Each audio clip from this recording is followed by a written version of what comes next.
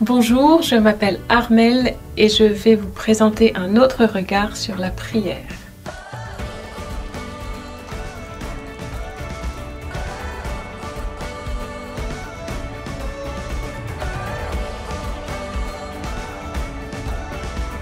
Alors la prière est un pilier du carême parce que ce temps nous est donné par le Seigneur, par l'Église pour nous rapprocher de lui. Et en nous rapprochant de lui, nous rapprocher de nous-mêmes et des autres. Et ce matin, dans la louange, avec mes sœurs de fraternité, nous avons reçu la question de Jésus dans Matthieu 16, qui s'adresse à ses disciples et qui leur demande « Pour vous, qui suis-je » Et en écoutant ça ce matin, la louange, je me suis dit c'est vraiment la question pour nous, pour le carême. « Pour vous, qui suis-je » Et le Seigneur nous invite à creuser cette question, en fait, à aller toujours plus loin dans cette question. Pour vous, qui suis-je? Pour moi, qui est Dieu? Qui est Jésus? Qui est l'Esprit Saint? Et il y a quelques jours, à la messe, j'ai entendu une image, le prêtre a donné une image, et il disait, en fait, on est comme sur l'autoroute dans notre vie. Et la prière, c'est ce temps où nous passons à la station-service pour faire le plein, refaire le plein de notre voiture sur l'autoroute de nos vies. Et en fait, ce plein est nécessaire.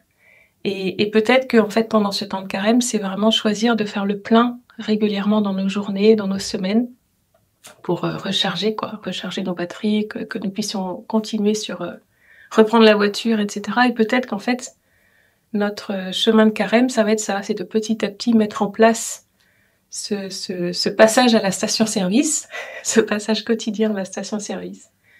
Mais il est allé plus loin dans cette image en expliquant que, au bout d'un moment, peut-être que le pompiste vaudrait davantage que le pompiste. Et peut-être qu'en fait, il aimerait bien monter dans la voiture après avec nous. Et peut-être que mon chemin de carême, ça va être ça. Ça veut dire, j'ai déjà l'habitude d'avoir ce temps de prière quotidien. Mais dans quel endroit de ma vie le Seigneur veut venir, là où je l'invite pas forcément d'habitude, et comment est-ce que je peux finalement lui faire de la place dans ma voiture, plutôt que de le voir simplement un petit temps donné dans ma journée, mais que ce temps donné dans la journée me permette de le prendre avec moi dans ma voiture. Et il disait aussi, mais peut-être que ce pompiste va nous inviter à changer de route, voilà, avoir un point de conversion, d'aller plus loin dans un domaine, de le laisser voir une pièce de notre maison intérieure, de prendre un autre chemin. Et peut-être que j'en suis là, en fait, dans ma vie de prière, et peut-être aussi qu'à un moment donné, le passager va vouloir prendre le volant. Voilà. Et est-ce que je veux bien lui laisser le volant? Est-ce que je suis prête à le laisser me conduire? Voilà. Et sur quel domaine, dans quel domaine de ma vie je ne le laisse pas encore conduire. Voilà. Et donc, en fait, la prière pendant ce temps de carême, sur ces 40 jours de carême, peut nous aider à aller beaucoup plus loin dans notre relation à Dieu.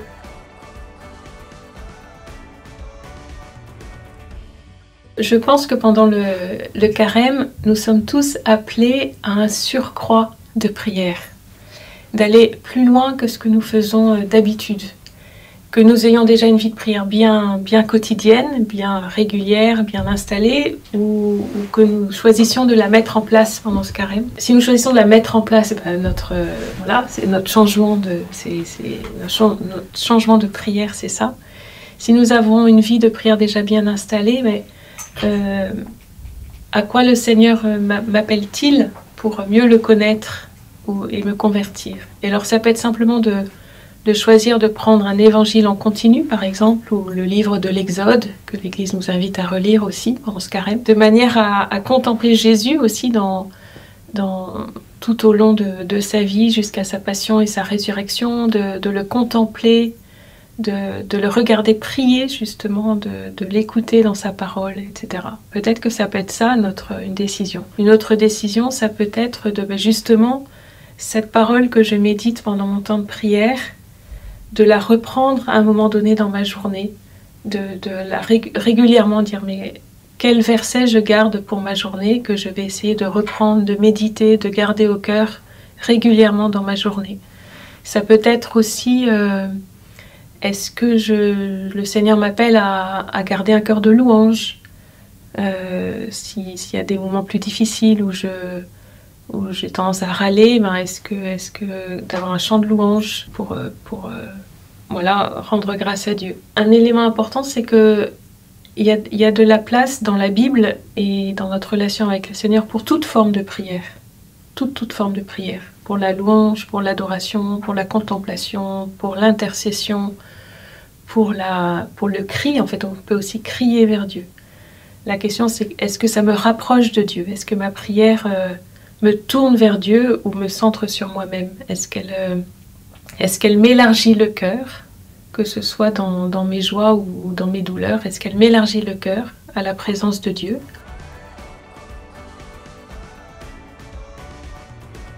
Parfois, on se dit que la prière, c'est d'être uniquement concentré sur Dieu, de ne penser à rien d'autre, etc.